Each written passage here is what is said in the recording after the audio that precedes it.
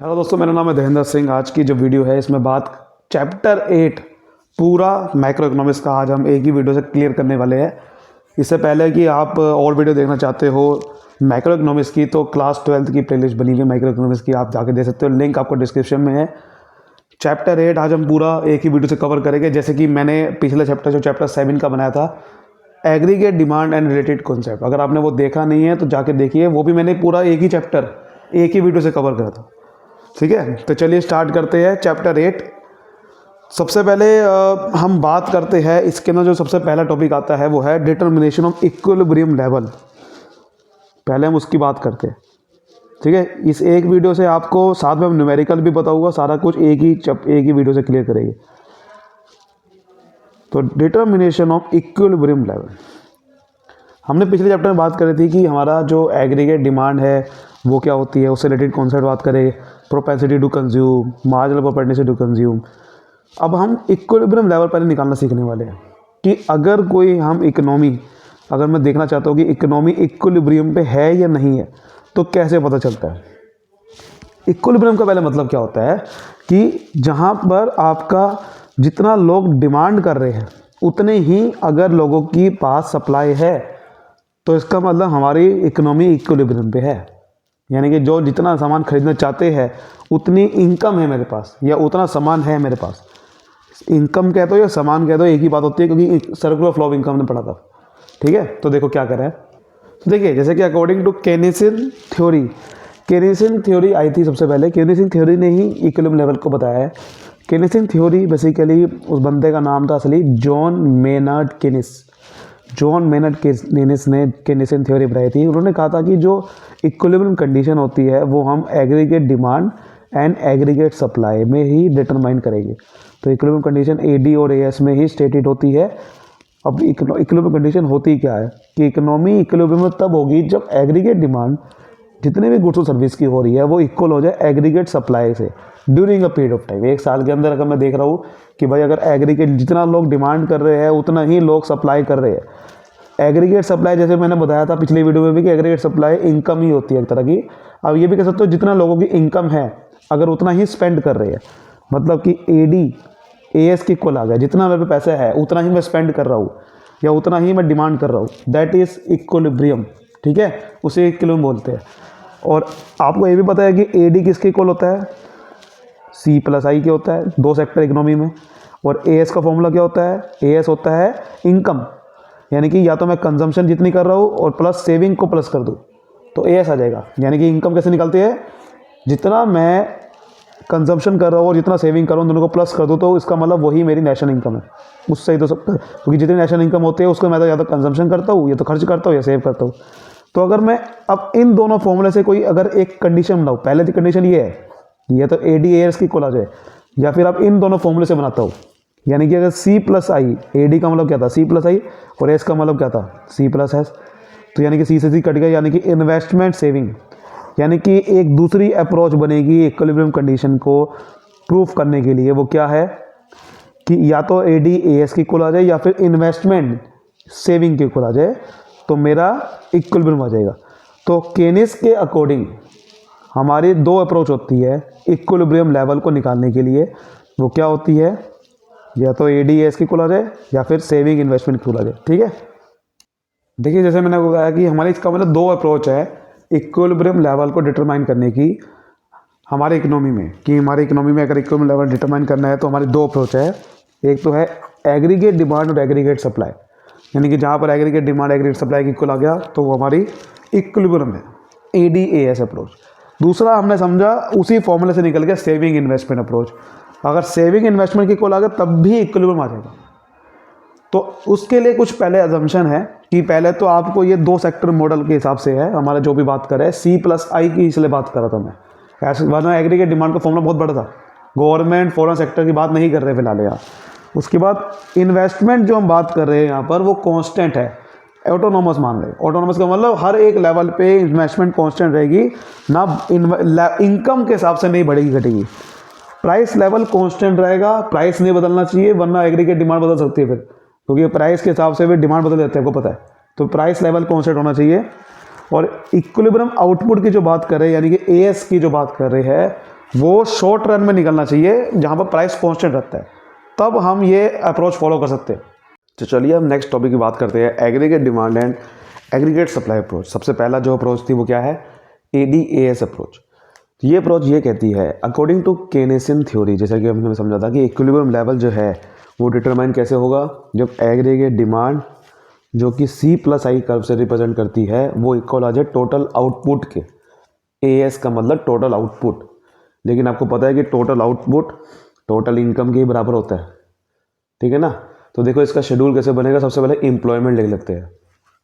Employment लिख लो कि जैसे कि हमारे कंट्री में एम्प्लॉयमेंट कितनी जनरेट हो रही है, लैक्स में, 10 20 30 ऐसे लिख लिया। इनकम आपको पता ही है वही 0 100 200 300 ही लेते हैं।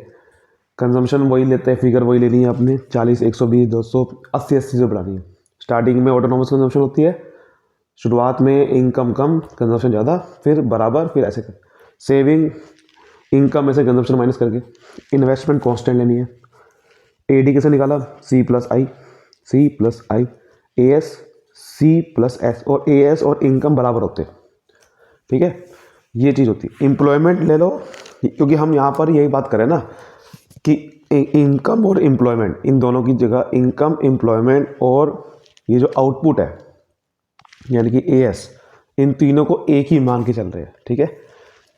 हालांकि मैंने एम्प्लॉयमेंट 10 100 20 वगैरह लिया है, लेकिन एम्प्लॉयमेंट इनकम, अभी जो ग्राफ बनेगा ना तो उसमें एम्प्लॉयमेंट इनकम और आउटपुट एक ही लेके चलेंगे लगभग। अब देखो जैसे कि शुरुआत में यहाँ तक अगर आप देखोगे, ये जो आप देख रहे हो इधर आपका ADAS से ज़्यादा ही है। अभी तक आप ध्यान से देखोगे स्टार्टिंग के 4 नंबर तक आप देखोगे ADAS से ज़्यादा है। देखो ADAS से ज़्यादा है ना, लेकिन यहाँ पर भी ज़्यादा है, लेकिन यहाँ पर इक्वल आ गया। तो जब हमने क्या समझा, इक्विलिब्रियम कहाँ आता है, जहाँ पर ADAS के इक्वल आ जाए। तो यहाँ पर इक्वल आ गया, लेकिन उसके बाद आप ध्यान से देखोगे तो AS ज़्यादा हो गया, AD कम हो गया। तो ये आपको समझना है कि जब हम ग्राफ बनाएंगे तो AD जहाँ पर AS से ज़्यादा मतलब जहाँ पर इक्वल आ जाएगा वही इक्विलिब्रियम होता है। तो देखो ग्राफ कैसे बनेगा, तो देखिए ये है हमारा ग्राफ, ठीक है, ये है हमारा ग्राफ। इस तरीके से जब आप देखें, मैंने क्या बताया था नीचे अभी, इनकम आउटपुट एम्प्लॉयमेंट, वो नीचे एक ही में लेना है। चाहे तो आप एम्प्लॉयमेंट से ड्रॉ कर लो ग्राफ, चाहे इनकम से ड्रॉ कर लो, चाहे किसी से ड्रॉ कर लो, एक ही आएगा लगभग, ठीक है। तो इसलिए मैं कह रहा हूँ ये एक कुछ भी ले लो नीचे। देखिए जब आप AS का ग्राफ बनाओगे तो वो ऐसे ही बनेगा, ठीक है, वो इस तरह से ही बनेगा, क्योंकि यहाँ पर एग्रीगेट डिमांड लेनी है। AD का ग्राफ ऐसे बनता है क्योंकि स्टार्ट यहाँ पर ऑटोनोमस कंजम्पशन होती है, तो यहाँ M पॉइंट ले लिया। AS का ग्राफ बिल्कुल 45 डिग्री लाइन बनता है, क्योंकि देखो AS किसके इक्वल है, इनकम के इक्वल है, और इनकम का ग्राफ ऐसे ही बनता है इसीलिए, ठीक है। और ये आपका जहाँ पर टकरा रहा है, ये दोनों जगह पॉइंट जहाँ दोनों ग्राफ टकरा रहे हैं वही ADAS के इक्वल है, वही इक्विलिब्रियम है। और वहाँ से जो इनकम निकालूंगा उस लेवल से इनकम, उसे बोलेंगे इक्विलिब्रियम लेवल ऑफ इनकम। यानी कि आप जहाँ से देखोगे तो जब आपकी इनकम 400 है, 400 इनकम पे ही इक्विलिब्रियम आ रहा है ना, ध्यान से देखो तो 400 income equilibrium level of income होगी, ठीक है, 400 लेवल ऑफ इनकम, ठीक है। तो आपसे कोई पूछे कि भाई इक्विलिब्रियम लेवल ऑफ इनकम कौन सी है, वो बोलेंगे OY। ऑटोनोमस कंजम्पशन क्या है, OM, ठीक है।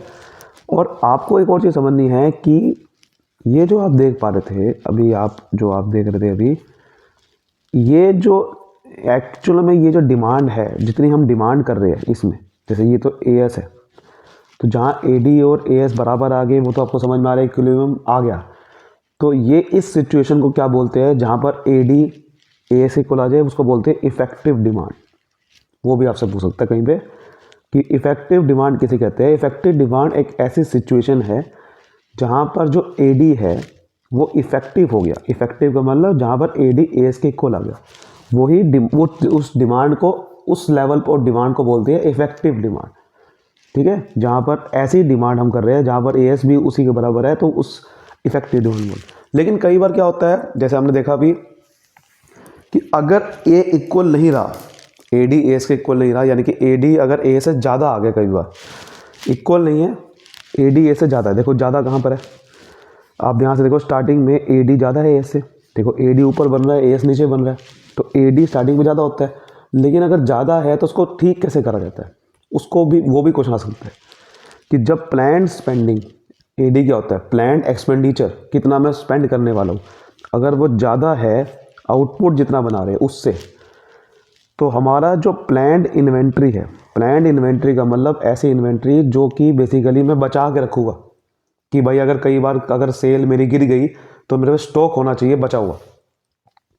तो यानी कि स्टॉक, ये जो प्लान्ड आउटपुट की बात कर रहे हैं उसमें से जो स्टॉक बचा के रख लेते हैं कि भाई अगर कोई सेल गिर गई तो मैं स्टॉक बचा के रख लूँगा, तो वो स्टॉक जो है वो मेरा डिज़ायर्ड लेवल से गिर जाएगा, क्योंकि अगर लोग ज़्यादा डिमांड कर रहे हैं तो मैं ज़्यादा सामान बेचूंगा और मेरा जो स्टॉक है वो सारा निकल जाएगा। तो स्टॉक मेरा जो डिज़ायर्ड लेवल है, यानी कि ये वाला स्टॉक, यहाँ मुझे स्टॉक चाहिए था कि भाई हाँ इतना स्टॉक होना चाहिए, वो स्टॉक मेरे पे कम हो जाएगा क्योंकि लोग ज़्यादा स्पेंड कर रहे हैं।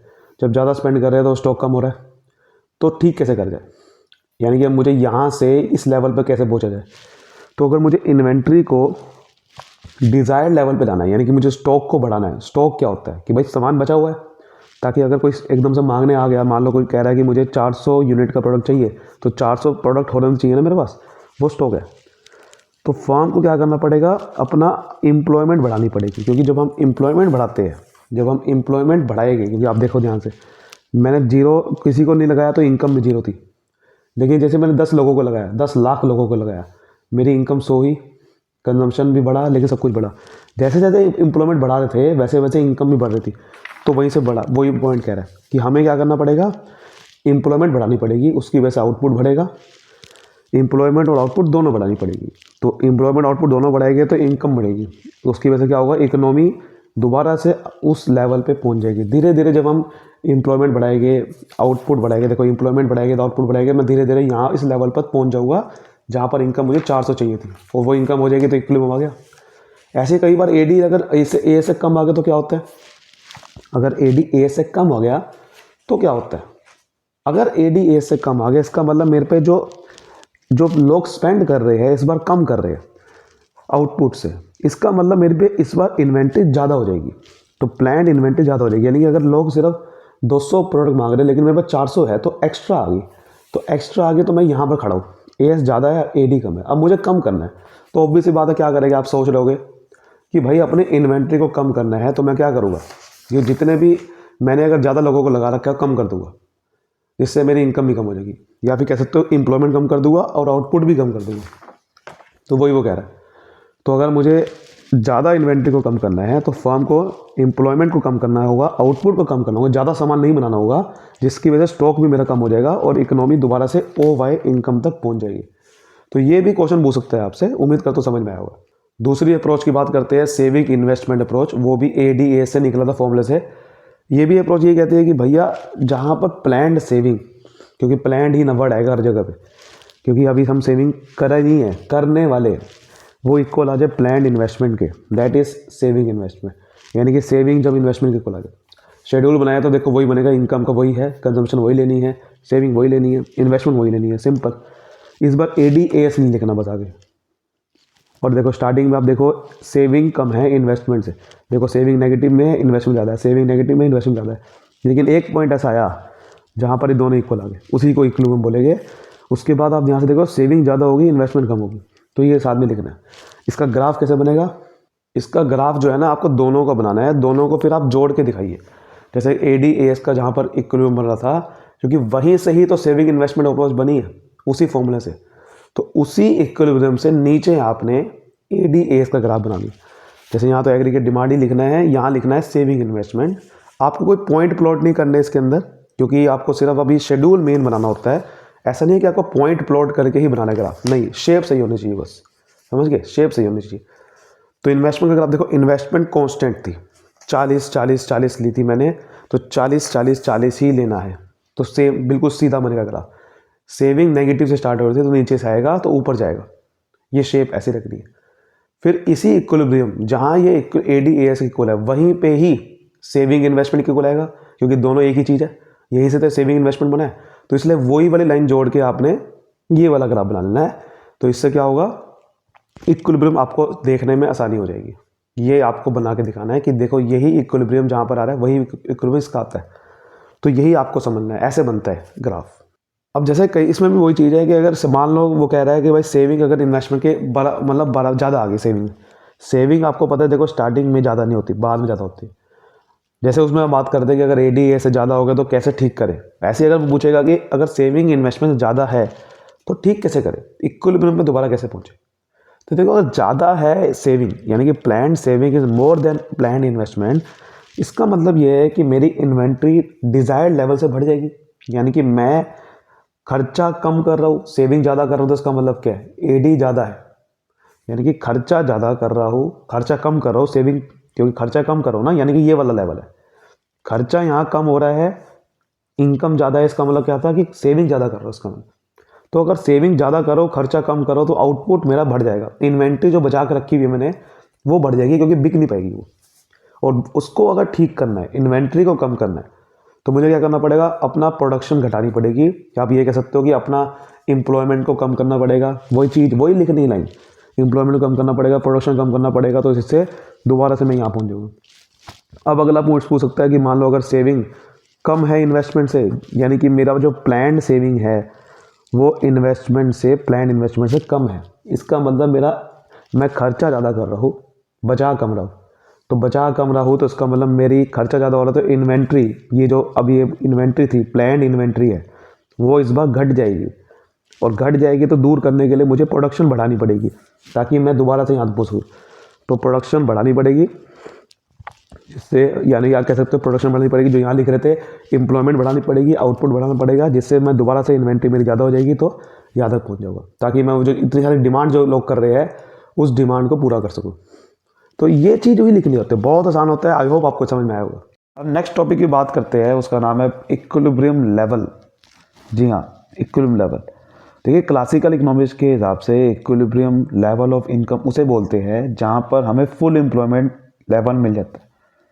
ठीक है, हमेशा फुल एम्प्लॉयमेंट लेवल पे ही इक्विलिब्रियम लेवल होता है, लेकिन कुछ होता है इनवॉलंटरी अनएम्प्लॉयमेंट, उसकी वो बात करते हैं। केनेसियन थ्योरी के अकॉर्डिंग इक्विलिब्रियम लेवल कैसे अचीव हो सकता है, या तो फुल एम्प्लॉयमेंट लेवल पे होता है, ठीक है, अंडर एम्प्लॉयमेंट को बोलेंगे, फिर फुल एम्प्लॉयमेंट से कम इनकम है, अगर यानी कि इनकम इक्विलिब्रियम लेवल से कम है तो उसे क्या बोलेंगे, अंडर एम्प्लॉयमेंट लेवल। और अगर हमारी इनकम इक्विलिब्रियम लेवल से ज़्यादा है तो उसे क्या बोलेंगे, ओवर फुल एम्प्लॉयमेंट लेवल।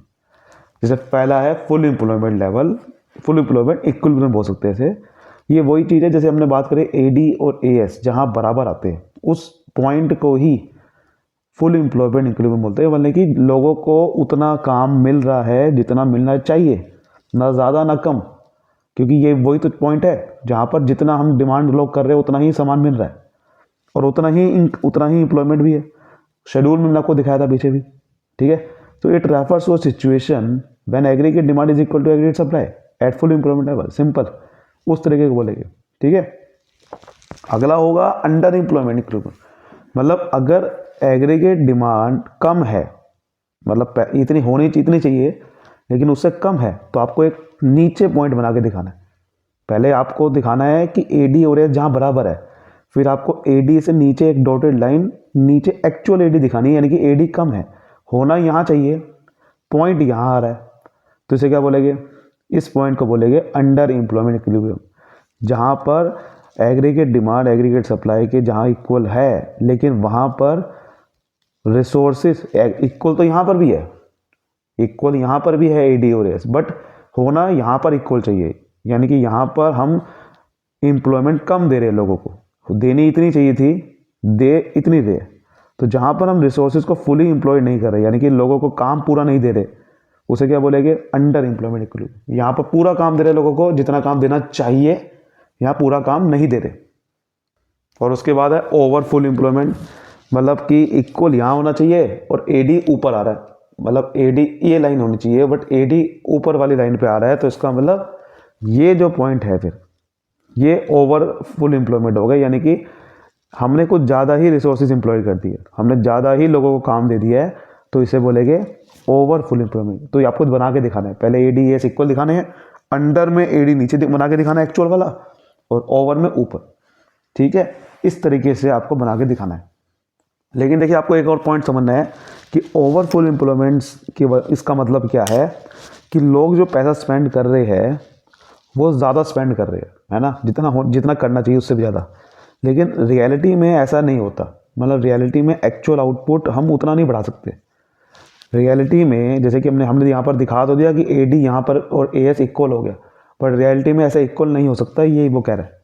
क्योंकि मान लो ए डी आपका 200 करोड़ की डिमांड कर रहा है, बट ए एस आपके पास सिर्फ 100 करोड़ ही है, तो कैसे आप एकदम से आउटपुट बढ़ा लोगे, वही वो कह रहा है। एक्चुअल आउटपुट एकदम से ज़्यादा नहीं बढ़ा सकते, एक सर्टेन लेवल होता है इकोनॉमी का, उससे उसके लेवल के ऊपर बढ़ा ही नहीं सकते। तो जब बढ़ा ही नहीं सकते तो इक्वल आ भी नहीं सकता। जी पॉइंट पे इक्वल दिखा तो दिया, बट रियलिटी में ऐसा नहीं होता। तो ठीक है, तो वही वो कह रहा है कि इसकी वजह से क्या होता है कि जब any increase in AD beyond the full employment, इसलिए जब फुल एम्प्लॉयमेंट से जब भी एडी इंक्रीज होगा तो आउटपुट तो वैसे इंक्रीज नहीं हो पा रहा। अब डिमांड ज़्यादा है, इस केस में सप्लाई कम है, तो आपको रूल पता होना चाहिए, आपको 11th क्लास से पढ़ा होगा। अगर किसी चीज़ की डिमांड ज़्यादा होती है और सप्लाई उतनी नहीं हो पा रही, बढ़ा नहीं पा रहे, तो ये एक्चुअल में पॉइंट नहीं बन पाएगा। होगा क्या, प्राइस बढ़ जाएगा, इन्फ्लेशन आ जाएगा, महंगाई बढ़ जाती है हमारी इकोनॉमी में। एक्चुअल रियलिटी ये है, इक्वल नहीं आता। ये रियलिटी ये है कि जब भी अगर एडी ज़्यादा होता है तो महंगाई बढ़ती है, ना कि आउटपुट हम उस लेवल पे बढ़ा देते हैं। ठीक है, तो एक्चुअल रियलिटी ये है कि जब भी डिमांड ज़्यादा होती है सप्लाई से, तो आपकी डिमांड ज़्यादा होती है सप्लाई से, तो महंगाई बढ़ती है, जनरल प्राइस लेवल बढ़ जाता है हमारी इकोनॉमी में, तो और सामान की कीमत महंगी हो जाती है, ना कि आउटपुट बढ़ता है। तो चलिए अब नेक्स्ट टॉपिक की बात करते हैं, जिसका नाम है short run fixed price analysis of product market. मतलब कहने का मतलब है कि भैया देखिए, दो पीरियड होते हैं हमारे, शॉर्ट रन और लॉन्ग रन। तो कोई भी प्रोडक्ट मार्केट का हम कौन सा मॉडल फॉलो करते हैं, शॉर्ट रन वाला या लॉन्ग रन वाला। तो देखो, हम ये मान के चल लेते हैं कि जैसे शॉर्ट रन में प्राइस हमारे कांस्टेंट होते हैं, लेकिन लॉन्ग रन में घटते बढ़ते, क्योंकि शॉर्ट रन में हमारे पास इतना रिसोर्सेज नहीं होते, ना ही हमारे पास इतना टाइम होता है। प्राइस हमारा मार्केट का फ्लक्चुएट करता रहता है, ना ही इंडिविजुअल फर्म एकदम से प्राइस बदल सकती है उस समय। ठीक है, और मार्केट प्राइस क्योंकि बहुत तेज़ी से फ्लक्चुएट करता है, तो हमारी एकदम से हम मार्केट प्राइस के हिसाब से अपना प्रोडक्ट का प्राइस नहीं बढ़ा सकते, ना ही घटा सकते। तो हम शॉर्ट रन में प्राइस को कांस्टेंट रखते हैं, कोई भी फर्म चेंज नहीं करती। लॉन्ग रन में कर सकती है, क्योंकि लॉन्ग रन में हमारे पास इतना टाइम होता है, कर सकते हैं। तो हमें कोई भी अगर एग्रीगेट डिमांड निकालनी है फिक्स्ड प्राइस फाइनल गुड्स में, क्योंकि हम क्या कर रहे हैं, शॉर्ट रन का मान के चलेंगे, क्योंकि हम ये मान के चल रहे हैं कि हमारी इकोनॉमी लॉन्ग रन में ऑपरेट नहीं करती, किस में करती है, शॉर्ट रन में करती है। और शॉर्ट रन में क्या होता है, फिक्स्ड प्राइस होता है। तो अगर हमें उस फिक्स्ड प्राइस मॉडल पे कोई एग्रीगेट डिमांड निकालनी है, तो क्या करना पड़ेगा, हमें ये एज्यूम करना पड़ेगा कि भैया देखो, जो हमारा जो ए एस है, ये ए डी नहीं, ए एस है, यानी कि आउटपुट हम नहीं घटा बढ़ा सकते, क्योंकि आउटपुट घटा बढ़ा सकते अगर होगे तो वो तो फिर क्या होगा कि हमारा फिर बदलता ही रहेगा, फिर तो प्राइस कभी घटेगा कभी बढ़ेगा। तो हमें एक चीज़ को कांस्टेंट मानना पड़ेगा, वो है आउटपुट, यानी कि ए एस। उसको घटा बढ़ा नहीं सकते हम, सिर्फ इक्विलिब्रियम जो है वो डिपेंड करता है एग्रीगेट डिमांड पे। यानी कि जो भी हम इक्विलिब्रियम निकाल रहे थे, यानी कि जब ए डी और ए एस के इक्वल हो रहा था, वहाँ पर हम सिर्फ एक चीज़ को चेंज कर सकते हैं, वो है ए डी। ए एस को चेंज नहीं कर सकते, हमें ये मान के चलना पड़ेगा, क्योंकि आउटपुट अगर घटा बढ़ा सकते होगे तो देखो डिमांड प्राइस बदल जाएगा, क्योंकि प्राइस हमने क्या है, कांस्टेंट है। फॉर एग्जांपल मैं ये कह रहा हूँ कि 100 करोड़ डिमांड कर रहे हैं और 100 करोड़ हमारा ए एस है, ठीक है चलो। लेकिन अगर मैंने ये कह दिया कि प्राइस अगर ए एस बदल सकता है, तो अगर 100 करोड़ से 200 करोड़ मैंने प्रोडक्ट बना लिए, तो भैया प्राइस बदल जाएगा, क्योंकि अगर सप्लाई ज़्यादा होगी, डिमांड कम होगी, तो प्राइस प्रोडक्ट का गिर जाएगा। अगर मैंने ये कहा कि मैं 100 की जगह 50 करोड़ प्रोडक्ट बना लूँगा, तो यहाँ पर डिमांड ज़्यादा होगी सप्लाई से, तो प्राइस बढ़ जाएगा, तो प्राइस घटा ये तो घट बढ़ जाएगा उस चक्कर में। तो ए एस को घटा बढ़ा सकते थे हम, लेकिन हमें ये मान के चलना पड़ेगा कि ए एस को घटा बढ़ा नहीं सकते, ताकि हम प्राइस को फिक्स ले दें। और प्राइस फिक्स ले लिया, अब इसका मतलब इक्विलिब्रियम जो डिपेंड आप किस पे करें, खाली ए डी पे। अब ए डी अगर बढ़ेगा तो इक्विलिब्रियम हो सकता है कि भैया कहीं और आ जाए, ए डी घटेगा तो इक्विलिब्रियम कहीं और। तो सारा इक्विलिब्रियम डिपेंड किस पे करेगा, ए डी पे, क्योंकि ये हमारे हाथ में था, ये मैंने क्वेश्चन मान लिया। बट ए डी, अब ए डी पे डिपेंड करेगा कि ए डी का क्या सीन है।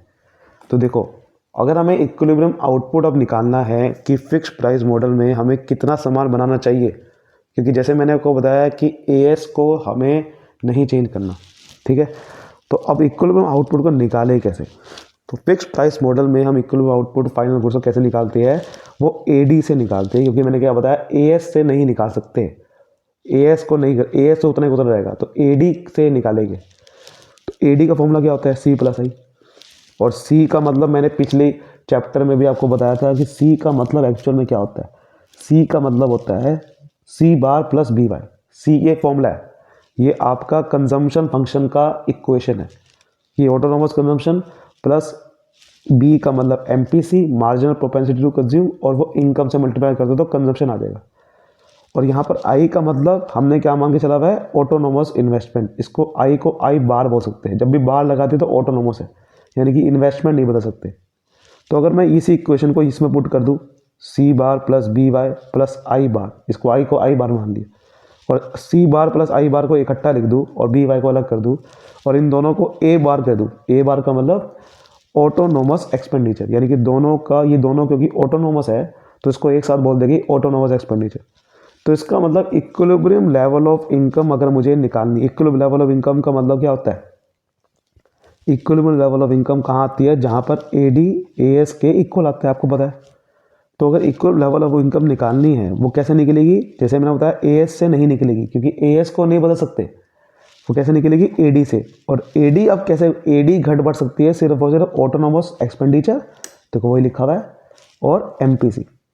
तो अगर ऑटोनोमस एक्सपेंडिचर अगर बढ़ गया तो एडी बढ़ जाएगा, इक्विलिब्रियम लेवल ऑफ इनकम भी बढ़ जाएगी। और अगर एमपीसी बढ़ गया या घट गया तो इक्विलिब्रियम लेवल ऑफ इनकम भी घट बढ़ सकती है।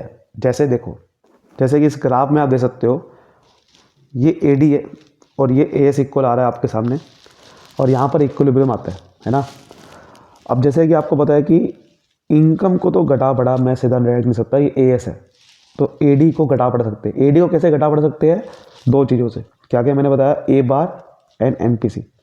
तो अगर मैं ए बार को चेंज करता हूँ, यानी कि अगर मैंने ऑटोनोमस एक्सपेंडिचर बढ़ा दिया, तो A1 था पहले, A1 बार से A2 बार कर दिया तो एडी बढ़ जाएगा। तो देखो एडी बढ़ गया तो ऊपर आ गया, तो एक नई लाइन ड्रॉ कर दी एडी की। तो पहले जो इक्विलिब्रियम यहाँ आ रहा था, अब इक्विलिब्रियम कहाँ आ जाएगा, यहाँ पर, यहाँ आ जाएगा, जी हाँ यहाँ आ जाएगा यही। और आपने अभी पीछे पढ़ा भी है शायद, ये है ना, अभी ओवर फुल एम्प्लॉयमेंट में पढ़ा था कि यहाँ पर, वैसे रियलिटी में इक्विलिब्रियम वहाँ पर नहीं आ सकता, क्योंकि फिर आउटपुट उस हिसाब से नहीं बढ़ा सकते। वो तो अभी हमने पढ़ भी लिया, ये तो पीछे हमने पढ़ा था अभी, कि रियलिटी में आउटपुट नहीं बढ़ा सकते, लेकिन आउटपुट नहीं बढ़ा सकते बट एडी तो बढ़ जाएगा ना। एडी कैसे बढ़ाएंगे, अगर मुझे कंट्री की इक्विलिब्रियम लेवल ऑफ इनकम बढ़ानी है तो मैं कैसे बढ़ाऊंगा, आउटपुट तो बढ़ा नहीं सकता, लेकिन मेरे भाई एडी तो बढ़ा सकता हूँ, ऑटोनोमस एक्सपेंडिचर बढ़ा दूंगा। जिससे क्या होगा, मतलब मैं नहीं बढ़ाऊंगा, लोग अगर ऑटोनोमस एक्सपेंडिचर बढ़ा देंगे तो क्या होगा, इक्विलिब्रियम लेवल ऑफ इनकम ऊपर आ जाएगा। फिर तो ये पॉइंट पे अब नया इक्विलिब्रियम, पहले वाई आ रहा था अब Y1 आ जाएगा, ठीक है, ये नया इक्विलिब्रियम पॉइंट आ गया। और ये जो GE, ये जो मैंने पॉइंट ऊपर यहाँ से भी यहाँ ऊपर ड्रॉ करा, ये क्या रिप्रेजेंट कर रहा है, एक्सेस डिमांड। एक्सेस डिमांड यानी कि लोग अगर इतनी एक्सेस डिमांड करेंगे तो इक्विलिब्रियम लेवल OY से OY1 तक पहुँच जाएगा। जी हाँ, एक एग्जाम्पल तो समझते हैं। जैसे कि आपके सामने एक ये कह रहा है कि एक फॉलोइंग इन्फॉर्मेशन दे रखी है, आपको ये बताना है कि इकोनॉमी इक्विलिब्रियम पे है या नहीं, यानी कि इकोनॉमी क्या इक्विलिब्रियम पे है, इक्विलिब्रियम पे है या नहीं है।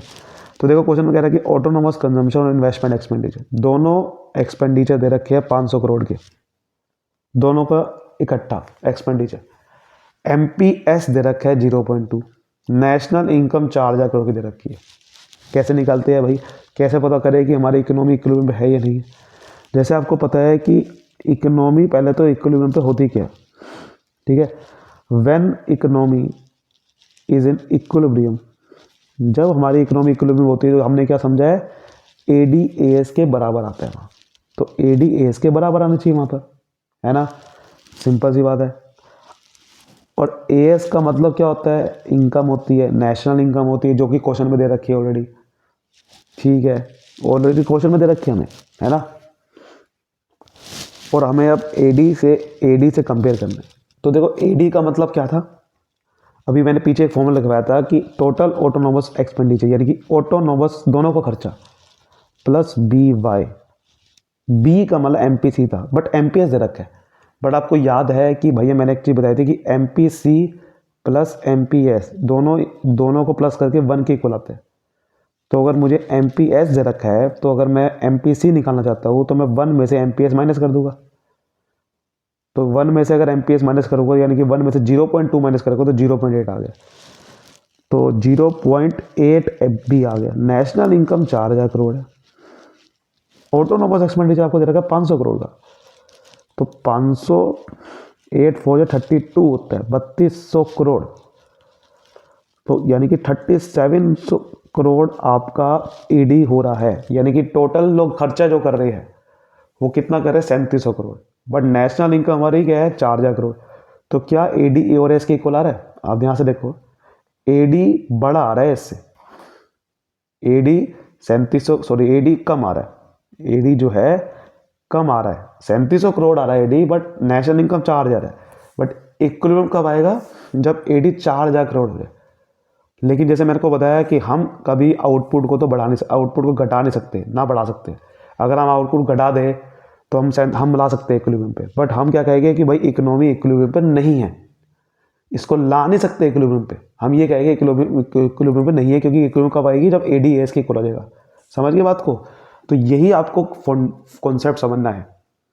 तो जैसे अभी आपने पढ़ा कि सारा का सारा कि भैया इक्विलिब्रियम कैसे आता है, फिर इक्विलिब्रियम को कैसे निकाला जाता है ना, वो हमने पढ़ा।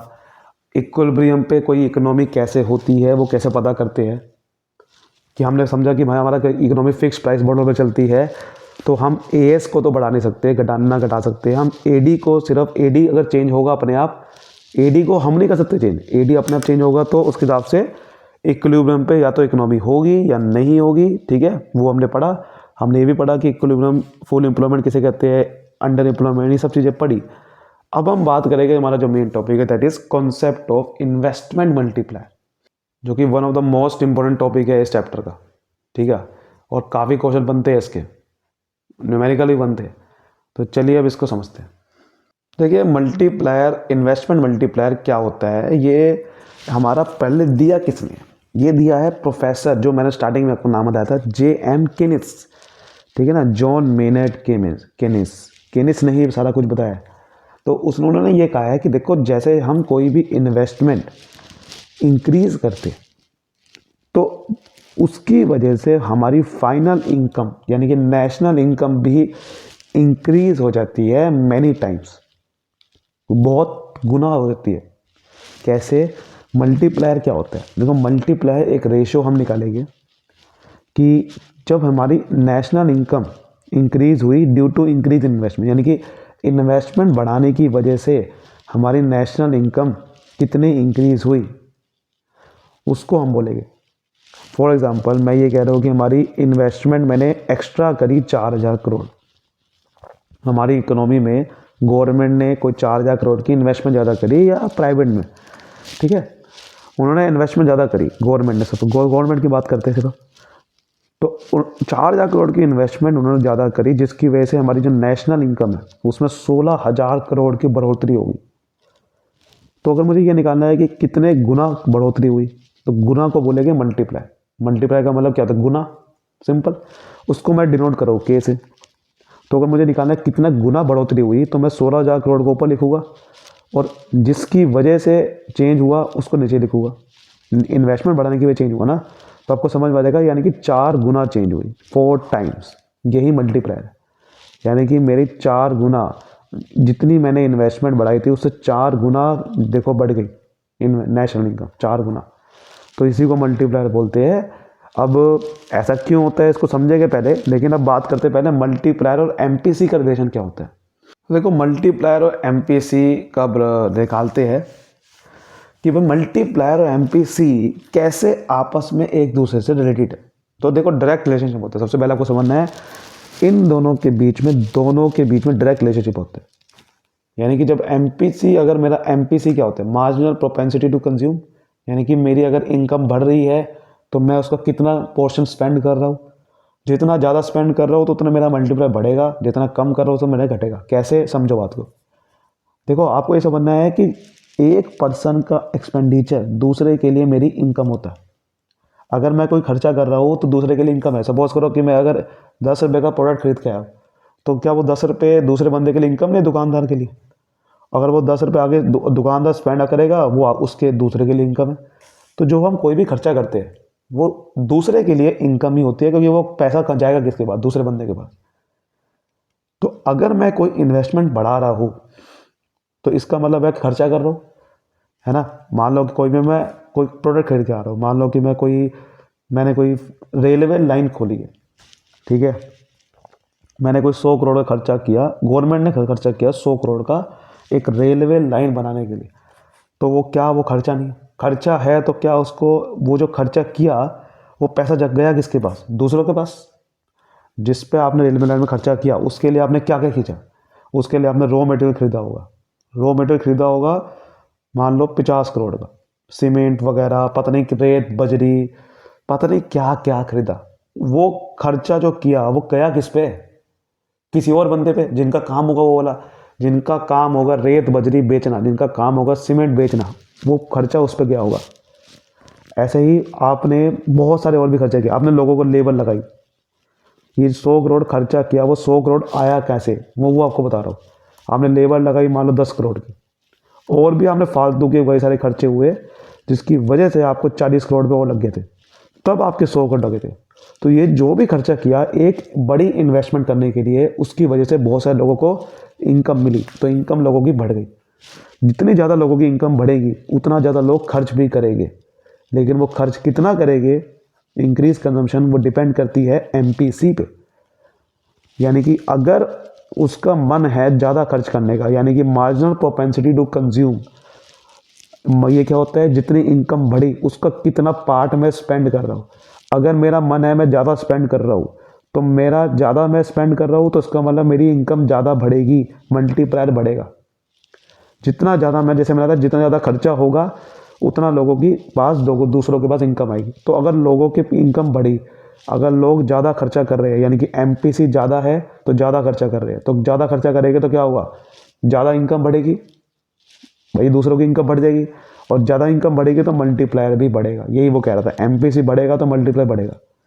और अगर मैं अपनी इनकम का खर्चा कम कर रहा हूँ, यानी कि बचा रहा हूँ ज़्यादा पैसा, जितना इनकम बढ़े उसमें से पैसा बचा रहा हूँ, खर्चा कम कर रहा हूँ, तो मैं इससे फिर खर्चा कम कर रहा हूँ तो लोगों पे इनकम भी कम जाएगी, क्योंकि अगर खर्चा करूँगा तभी लोगों की इनकम होती है दूसरों की, तो मल्टीप्लायर भी कम हो जाएगा। क्योंकि मल्टीप्लायर क्या होता है कि भैया खर्चा करने की वजह से, इन्वेस्टमेंट करने की वजह से आपकी जो आपका जो इनकम है वो बढ़ी या नहीं बढ़ी। तो अगर इन्वेस्टमेंट करने की वजह से लोग अगर पैसा बचा रहे हैं ज़्यादा, तो मल्टीप्लायर कम हो जाएगा, इनकम कम होगी क्योंकि। और अगर लोग पैसा ज़्यादा स्पेंड कर रहे हैं, एमपीसी ज़्यादा है, तो मल्टीप्लायर बढ़ेगा, इनकम लोगों की बढ़ेगी। यही वो कह रहे हैं। अब इसको एक अलजेब्रिक रिलेशनशिप समझते हैं। चलिए इसको एक अलजेब्रिक रिलेशनशिप के थ्रू समझते हैं। जैसे कि मान लेते हैं कि भाई आपको ये बात पता है ना, जो हमारे इक्विलिब्रियम पे इनकम क्या होती है, मुझे एक चीज़ बताओ, इनकम निकलती कैसे? भैया कोई भी इनकम होती है उसको निकलती कैसे है? जितना मैं कंजम्पशन कर रहा हूँ और जितना मैं इन्वेस्टमेंट कर रहा हूँ। आप कहोगे ये कैसे हो रहा है? नहीं, आप कहोगे इनकम कैसे निकलती है? C+S से। बिल्कुल सही बात है आपकी, लेकिन मैं ये बात कर रहा हूँ इक्विलिब्रियम पे बात कर रहा हूँ भैया। जैसे कि इक्विलिब्रियम पे आपको पता है कि AD AS के इक्वल होता है, और AD का मतलब होता है C+I, AS का मतलब होता है Y। वहाँ से मैं कह रहा हूँ, और इनकम Y कैसे निकल रहा है? C+I से। वैसे इनकम कैसे होती है कि भैया C+S होता है, लेकिन इक्विलिब्रियम की बात कर रहे हैं कि जब इक्विलिब्रियम पे हमारी इकोनॉमी होती है तो हमारा इनकम कितनी है उसके हिसाब से बात कर रहा हूँ, ठीक है।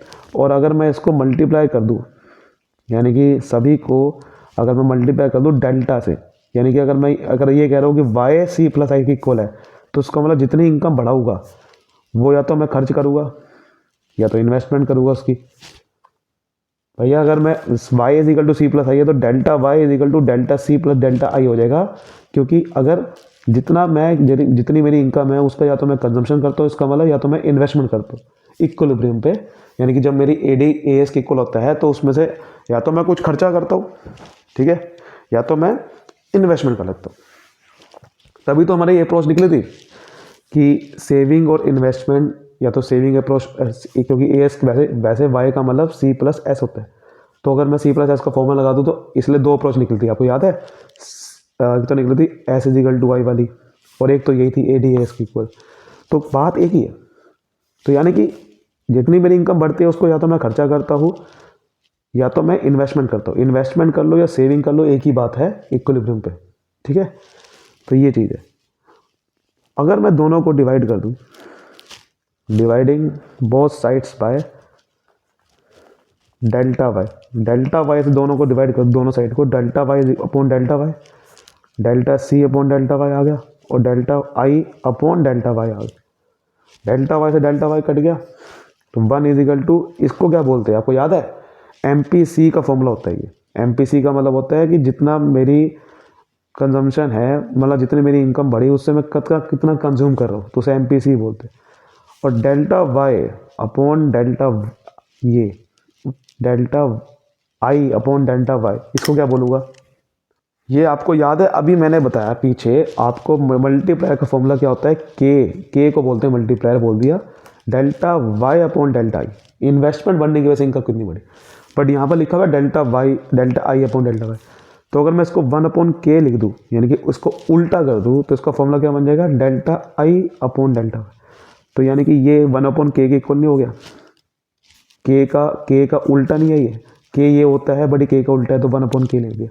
इसको सोल्व करते हैं, जैसे कि इसको सोल्व करेंगे तो के एलसीएम आ गया, तो K MPC plus 1 is equal to 1, K इधर गया, तो K is equal to K MPC plus 1, ठीक है, प्लस 1 हो गया।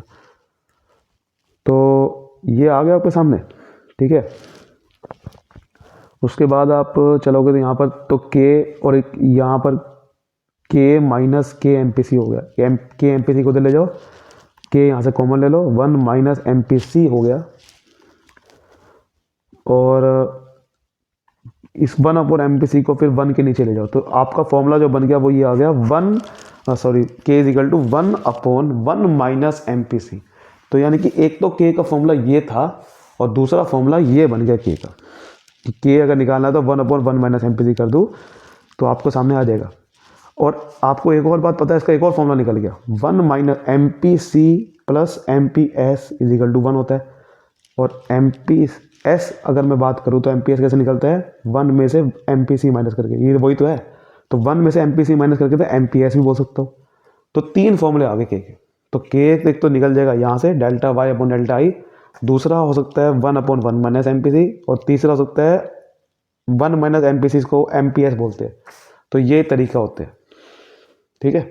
अब देखिए ये बहुत ही बढ़िया एक टेबल है जिससे आपको समझ में आएगा कि मल्टीप्लायर, MPS, MPC, इन तीनों के बीच में क्या रिलेशन है। आप देखो ध्यान से, MPC की मैंने वैल्यू ना 0 से लेकर 1 तक ले ली, कि 0 है, कोई 0.50 हुई, कोई कभी ये हुई, कभी ये हुई, कभी ये हुई। MPS कैसे निकाला? 1 माइनस MPC करके। तो अगर 0 है तो 1 होगी, है 0.50 है तो 1 माइनस 0.50, 1 में से इसको माइनस कर दीजिए, तो ये आ गई। और मल्टीप्लाई कैसे निकालते हैं? के इज इक्वल टू ये वाला फॉर्मूला लगा के 1 माइनस MPC का, या तो MPS से डिवाइड कर दो, एक ही बात। तो आप ध्यान से देखो, अगर मैं 1 अपॉन 1 माइनस MPC करो, पहले MPC 0 है, तो 1 माइनस 0 कितना आ गया? 1 आ गया। और फिर 1 माइनस 0.50 करा तो 2 आ गया, क्योंकि 1 अपॉन क्या हो गया ये 0.50 को तोड़ूंगा तो 1 अपॉन 1/2 यानी कि 2 आ जाएगा। फिर 0.67 है, तो 1 माइनस 0.67 कितना हो गया? 0.33। तो 1 अपॉन 0.33 कितना हो गया? 3 हो गया, क्योंकि 1 अपॉन 1/3 हो गया। 0.33 का मतलब होता है 1/3, तो नीचे 1/3 है, ऊपर जाके 3 हो जाएगा। ऐसे करते करते ही वैल्यू आएगी। और अगर आप ध्यान से देखोगे लास्ट में क्या हो रहा है, जब मैं 1 माइनस 1 करूँगा तो 1 अपॉन 0 आता है, 1 अपॉन 0 होता है इन्फिनिटी। यानी कि क्योंकि आपको पता है MPC 0 से लेकर 1 तक होता है, ऐसे ही MPS भी 0 से लेकर 1 तक होता है।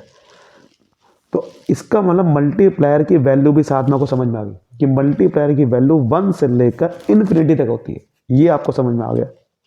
तो अगर आपसे कोई पूछे कि आपसे कोई पूछे कि मल्टीप्लायर की वैल्यू कहाँ से कहाँ तक रहती है, तो आपने कहाँ से निकाला? MPC से। कि आपको पता है एमपीसी की वैल्यू 0 से लेकर 1 तक रहती है, तो उसके हिसाब से मल्टीप्लायर की वैल्यू 1 से लेकर इन्फिनिटी तक रहती है। ये समझ में आ गया आपको, ऐसे समझना होता है। एक और चीज़ आपको समझ में आ रही है कि देखो एमपीसी आप ध्यान से देखो, एमपीसी के साथ तो डायरेक्ट रिलेशन है, यानी कि एमपीसी बढ़ रहा है, जैसे मैंने को बताया था अभी, एमपीसी बढ़ रहा है तो मल्टीप्लायर भी बढ़ रहा है। लेकिन आप ध्यान से देखो, जब एमपीएस घट रहा है तो एम मल्टीप्लायर बढ़ रहा है, यानी कि एमपीएस के साथ तो उल्टा रिलेशन है, इनवर्स रिलेशनशिप है, लेकिन एमपीसी के साथ डायरेक्ट है, क्योंकि भैया एमपीएस इसका उल्टा होता है, एमपीएस 1 में से माइनस करके निकलता है एमपीसी से, तो इसलिए एमपीसी के साथ तो बिल्कुल डायरेक्ट है, लेकिन एमपीएस के साथ क्या हो जाएगा, उल्टा। एक और क्वेश्चन पूछ सकते हैं आपसे कि भैया इन दोनों का रिलेशन क्या है, इनवर्स, लेकिन इन दोनों का क्या है, डायरेक्ट। ठीक है, तो आपसे कोई पूछे कि मैक्सिमम वैल्यू मल्टीप्लायर की क्या हो सकती है, इन्फिनिटी, और मिनिमम वैल्यू 1, ये समझना आपने। ठीक है, 0 नहीं हो सकती, 1 से लेकर इन्फिनिटी। अब बात करते हैं कि मल्टीप्लायर वर्क कैसे करता है हमारी इकोनॉमी में। जैसे मैंने आपको पीछे भी बताया था कि एक पर्सन का खर्चा दूसरे के लिए इनकम होता है, बस उसी पे वर्क करता है, उसी पे वर्क करता है, और कुछ नहीं है, और कुछ भी नहीं है। जैसे कि मैंने आपको एक एग्जांपल ले लेते हैं, सपोज करते हैं कि हमारी इकोनॉमी के अंदर, अभी पीछे आपको बताया था, यही चीज़ बताई थी कि एक एडिशनल इन्वेस्टमेंट, जैसे डेल्टा आई बोल सकता हूँ, 100 करोड़ की हुई। अब 100 करोड़ की इन्वेस्टमेंट हुई तो मैंने क्या बताया था, जैसे कि बहुत खर्चा करेगी, कि भाई कभी ये खरीदेगी, कभी रॉ मटेरियल खरीदेगी, कभी लेबर लगाएगी, उस सब पे जो खर्चा होगा वो दूसरे की तो इनकम बन रही है ना, जो आप खर्चा कर रहे हो, वो पैसा किसी पे जा रहा है। आपने अगर 50 करोड़ लेबर को दिए तो लेबर के लिए तो इनकम होगी, आपने अगर 10 करोड़ पे रॉ मटेरियल को दिया उस पर तो इनकम होगी, तो सबके इनकम हो रही है। आपने जो खर्चे किया इन्वेस्टमेंट करने के लिए वो सब आपका इनकम है किसी और के लिए, वो इनकम है। तो इसका मतलब आपकी जो पहले इनकम जनरेट होगी हमारी इकोनॉमी में, आपने जो 100 करोड़ पे खर्चा किया वो 100 के 100 करोड़ पे किसी के लिए क्या है, इनकम। तो पहला राउंड जो इनकम का जनरेट हुआ वो कितना हुआ, first round increase in income. पहला राउंड इनकम में कितना इंक्रीज हुआ, 100 करोड़ का। समझ आ रही है यहाँ तक बात। जैसे मैंने को बताया कि 100 करोड़ पे मान लो आपने 20 करोड़ पे मान लो खर्चा किया कच्चा माल खरीदने के लिए, आपने 40 करोड़ लगा दिए लेबर पे, और बाकी जो मिसलेनियस खर्चे हुए, अलग खर्चे हुए, वो हो गए मान लो 40 करोड़। ये सबकी इनकम बन गई, 100 के 100 करोड़ पे किसी की इनकम है ये वाली। तो पहला इनकम जनरेट हुई। फिर लोग अब इस इनकम का क्या करेंगे, जिन पे ये इनकम आई, अब ये जिन पे पैसा आया वो क्या करेंगे, खर्च करेंगे। लेकिन खर्च किस पे डिपेंड करेगा, एमपीसी पे। अगर उनका एमपीसी, अगर उनका मन ज़्यादा हुआ खर्च करने का, तो फिर वो खर्च करेंगे, वो किसी की इनकम ज़्यादा बन जाएगी। लेकिन अगर वो पैसा बचा के रख लेंगे, खर्च नहीं करेंगे, तो इनकम फिर जनरेट कम होगी हमारी इकोनॉमी में। तो अगर मान लेते हैं कि एमपीसी एग्जाम्पल के लिए 0.90 है, तो यानी कि 90% खर्च करते हैं, तो 100 करोड़ का 90% खर्च करेगा तो किसी के लिए इनकम कितनी होगी, 90 करोड़। अगर मेरे पास इनकम है लेबर के बाद, तो 90 करोड़ खर्च करेगा, तो 90 के 90 करोड़ किसी पे जाएंगे। तो यानी कि हमारी इकोनॉमी में अगला राउंड जो जनरेट होगा इनकम का वो कितना होगा, 90 करोड़ का होगा। तो ये है सेकेंड राउंड। तो सेकेंड राउंड हमारी नेशनल इनकम कितनी बढ़ गई, 90 करोड़ से बढ़ गई। पहले 100 करोड़ से बढ़ी, फिर वो 100 के 100 करोड़ पे किसी पे गए, उसमें से 90 करोड़ पे खर्च कर दिए, तो 90 करोड़ पे और बढ़ावा हो गया इनकम का। तो ऐसे हमारी इकोनॉमी में इनकम जनरेट होती है। समझ रहे हो मेरी बात को, इनकम हमारी इकोनॉमी में ऐसे जनरेट होती है। अब 90 करोड़ पे खर्च हो गए, फिर एमपीसी 0.90 है, वो 90 करोड़ पे किसी पे गए कि नहीं गए, मतलब पहले वो 90 करोड़ पे खर्च हुए, फिर 90 करोड़ के 90 करोड़ पे किसी और ने खर्च करने थे, लेकिन उसने क्या करा, 10% बचा लिया, 90% खर्च कर रहा है। तो इसका 90% खर्च कर दिया, इसका 90% होता है 81 करोड़। तो यानी कि हमारी इकोनॉमी में फिर बढ़ोतरी होगी, 81 करोड़ पे अब किसी पे चला गया। तो यानी कि थर्ड इंक्रीज हो गया, third round increase in income. पहले 100 करोड़ बढ़े हमारी इकोनॉमी में, फिर वो 90 करोड़ पे बढ़े हमारी इकोनॉमी पे, किसी पे 90, फिर 81 करोड़ पे किसी पे गए। तो यानी कि किसी पे 81 करोड़ पे गए, तो हमारी इनकम कितनी बढ़ेगी, नेशनल इनकम में बढ़ोतरी कितनी होगी, 81 करोड़ की। जब भी किसी पे इनकम जा रही है तो वो नेशनल इनकम में बढ़ोतरी होती है, इस चीज़ को ध्यान समझना है। फिर वो दोबारा से 90 करोड़ पे गए, मतलब अब वो दोबारा से किसी पे 81 करोड़ गए, अब वो दोबारा से 90% खर्च करेगा। 0.90 ही है, मान लेते हैं 0.90 ही है, तो 72.90 करोड़। ये एग्जांपल है कि भाई एमपीसी सबका सेम है, फिर 72.90 करोड़ इसका आ रहा है, 90% वो खर्च करेगा। तो ये हमारा चौथा राउंड हो गया इंक्रीज इन इनकम का। फोर्थ राउंड, अब सवाल ये उठता है ये सिस्टम कब तक चलता रहेगा? ये कब तक 90% निकालते रहो? हम तो थक जाएंगे लिखते लिखते। कब तक चलता रहेगा? उसके लिए याद करो, मनी एंड बैंकिंग में भी एक फॉर्मूला था, मनी मल्टीप्लायर का एक फॉर्मूला था ना, ऐसे ही इसमें भी एक फॉर्मूला बना हुआ है, वही वाला फॉर्मूला है। ये नहीं अभी जो मैं आपको बताया उसी से निकाल सकता हूँ मैं कि ये प्रोसेस कब तक चलता रहेगा, टोटल मिला के आपको समझना है। उसके लिए हम क्या कर सकते हैं, एक फॉर्मूले का इस्तेमाल कर सकते हैं, वो है मल्टीप्लायर का फॉर्मूला। कैसे? अभी हमने क्या समझा कि एक तो के का फॉर्मूला है डेल्टा वाई अपॉन डेल्टा, ये तो लग नहीं सकता यहाँ पर कि डेल्टा वाई का मतलब था कि कितनी इंक्रीज हुई इनकम, मुझे क्या पता, वो तो निकालना है ना। वो कैसे निकलेगा? इन सबको प्लस कर करके। अब मुझे नहीं पता ना कि कब तक प्लस करना पड़ेगा इसे, तो वो तो प्लस कर नहीं सकता। डेल्टा आई ये तो चलो मुझे पता है, लेकिन अब क्या कर सकते हैं, दूसरा फॉर्मूला इस्तेमाल कर सकते हैं, K is equal to 1 minus MPC वाला। जी हाँ, ये एमपीसी मुझे पता है ना, क्योंकि मुझे पता है कि एमपीसी के साथ उल्टा रिलेशन है, सॉरी एमपीसी के साथ डायरेक्ट रिलेशन है, यानी कि 1 माइनस एमपीसी कितना है, 0.90। ठीक है, तो 1 माइनस 0.90 करोगे तो 0.10 आ गया। इसका मतलब ये 10 आ गया, तो 1 अपॉन ये 10/10 होता है। ठीक है, 100 होता है, तो यानी कि ये आ गया 10, तो यानी कि एम मल्टीप्लाई आ गया 10। इसका मतलब क्या है, हमारी इकोनॉमी में 10 गुना इनकम इंक्रीज होगी। जैसे ही मैंने इन्वेस्टमेंट 100 करोड़ के ऊपर करी थी, तो 100 करोड़ से 10 करोड़ बढ़ जाए, 10 गुना बढ़ जाएगी। इसका मतलब ये तो है ना, तो यानी कि 10 गुना बढ़ जाएगी, तो इसका मतलब क्या होता है, 100 करोड़ का 10 गुना 1000 करोड़। जी हाँ, इसका मतलब ये जो प्रोसेस है वो कब तक चलता रहेगा, प्रोसेस कंटिन्यूस कब तक, जब हमारी टोटल इनकम 1000 करोड़ की बढ़ जाएगी। तो टोटल इंक्रीज इन इनकम जब तक हमारी 1000 करोड़ की बढ़ नहीं जाती, तब तक ये हमारा चलता रहेगा।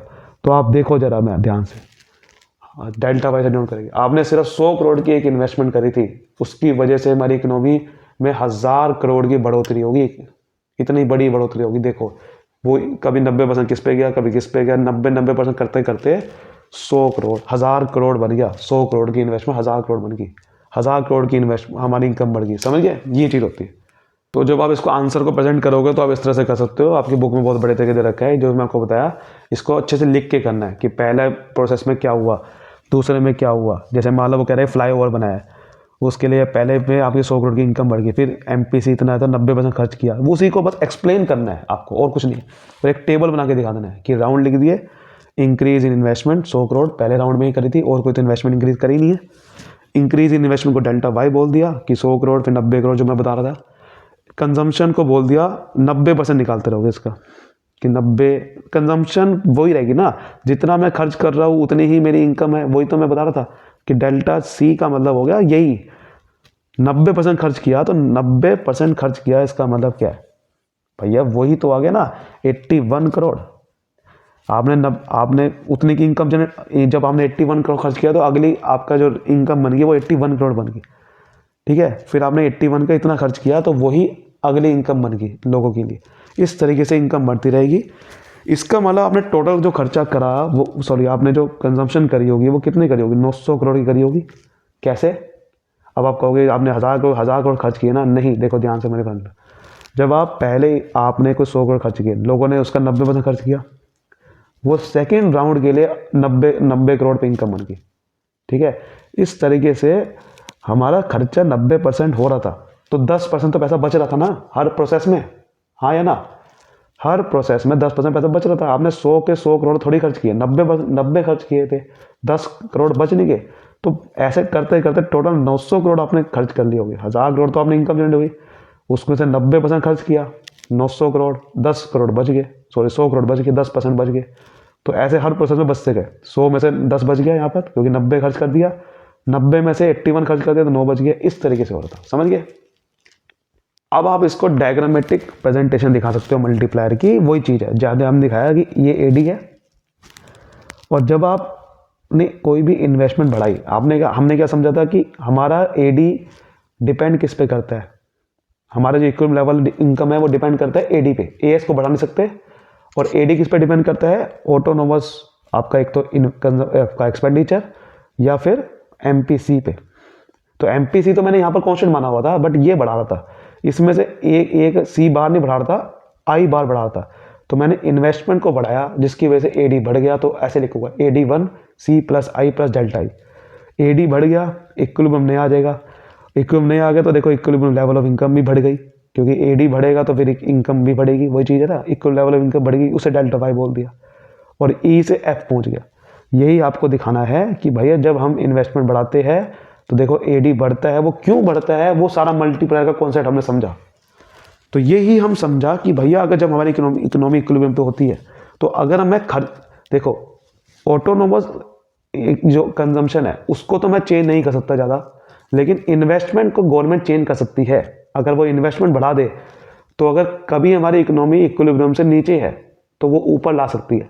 अगर हमारी कंट्री की नेशनल इनकम बढ़ानी है तो क्या करना पड़ेगा, हमें मल्टीप्लायर को चेंज करना पड़ेगा। कैसे चेंज होगा, इन्वेस्टमेंट बढ़ा दो जिसकी वजह से एडी बढ़ जाएगा, एडी बढ़ जाएगा तो इक्विलिब्रियम ऊपर आ जाएगा, तो हमारी इकोनॉमी इक्विलिब्रियम पे आ जाएगी। समझ गए बात को, ये चीज़ होती है। यानी कि जैसे कि आपको पता, अब मैं सारे कॉन्सेप्ट आपको पीछे रिवाइज करवाता हूँ। जैसे कि आपको मैंने बताया था कि अगर कोई हमारा अंडर एम्प्लॉयमेंट है, मैं आपको दिखाता हूँ। जैसे ये तो था ओवर फुल एम्प्लॉयमेंट, ठीक है, ये तो ओवर फुल एम्प्लॉयमेंट था। यहाँ तो जैसे मैंने बताया था कि ओवर फुल एम्प्लॉयमेंट एक्चुअल में रियलिटी में नहीं हो पाता, क्योंकि एडी जो है ना, वो जो एडी तो बढ़ा दोगे लेकिन इक्वल नहीं आ पाता वो इसके, ठीक है। मतलब हम कैसे जा सकते हैं, वैसे एक्चुअल में मैंने आपको रियलिटी क्या बताई थी, ये देखो अंडर एम्प्लॉयमेंट मान लो हमें, मतलब एडी है इक्वल है इसके, बट जितना ऊपर होना चाहिए था इक्वल उतना नहीं है, हम लोगों को काम पूरा नहीं दे रहे। तो अगर वो ऊपर करना है इसको तो क्या करना पड़ेगा, इसको इन्वेस्टमेंट को बढ़ाना पड़ेगा गवर्नमेंट को, तो जिससे वो इक्विलिब्रियम जो यहाँ था वो ऊपर आ जाएगा, वो ऊपर आ जाएगा और हमारा सही हो जाएगा। ओवर फुल एम्प्लॉयमेंट ज़्यादातर नहीं हो पाता। हाँ, एम्प्लॉयमेंट तो देखो बढ़ नहीं पाती, ओवर फुल एम्प्लॉयमेंट में क्या होता है, प्राइस लेवल बढ़ जाता है जरूर, ठीक है। तो हम ये ज़्यादातर अंडर एम्प्लॉयमेंट कर सकते हैं, ये सीन समझ गए बात को, ये चीज़ होती है। अब कुछ प्रैक्टिकल क्वेश्चंस की बात करते हैं जो कि ज़्यादातर बेसिकली आते भी है। पहले हम कुछ बेसिक क्वेश्चन की बात करते हैं। जैसे कि सपोज करो इकोनॉमी में वो कह रहा है इनकम जो है वो 4 गुना जनरेट होती है, एक इन्वेस्टमेंट बढ़ाने की वजह से इनकम 4 गुना बढ़ जाती है। तो भैया बताओ एमपीसी क्या होगा, एमपीएस क्या होगा। भाई आपको पता है अगर इनकम 4 गुना बढ़ जाती है वो के होता है, यानी कि K4 आ गया। अब K4 आ गया तो मुझे एमपीसी निकालना, तो K का फॉर्मूला क्या होता है, 1/1 माइनस एमपीसी। तो K4 है तो यहाँ से निकल जाएगा, समझ गए। और यहाँ से ये एमपीसी निकल गया तो एमपीएस निकल जाएगा, क्योंकि MPC plus MPS equal to 1 होता है। तो अगर एमपीसी निकल गया उसको 1 में से माइनस कर दें तो क्या आ जाएगा, एमपीएस आ जाएगा। तो देखो वही कर रखा है, समझ गए बात को। ऐसे ही आप देखो ये वाला क्वेश्चन देखते हैं। वो कह रहा है कि इकोनॉमी में actual level of income 500 crore है, लेकिन फुल एम्प्लॉयमेंट 800 करोड़ की है। वही मैं बता रहा था ना, अंडर एम्प्लॉयमेंट से मुझे ओवर एम्प्लॉयमेंट और फुल एम्प्लॉयमेंट तक पहुंचना है। ओवर नहीं, ओवर में तो गड़बड़ हो जाएगी। ओवर फुल एम्प्लॉयमेंट में तो क्या होगा, प्राइस बढ़ जाएगा, प्राइस बढ़ जाएगा तो गड़बड़ हो जाएगी, क्योंकि प्राइस क्यों बढ़ जाएगा, क्योंकि आउटपुट तो बढ़ेगा नहीं। आउटपुट को जब बढ़ाएंगे तो डिमांड ज़्यादा हो जाएगी सप्लाई से, तो प्राइस बढ़ जाता है, वही चीज़ होती है ना।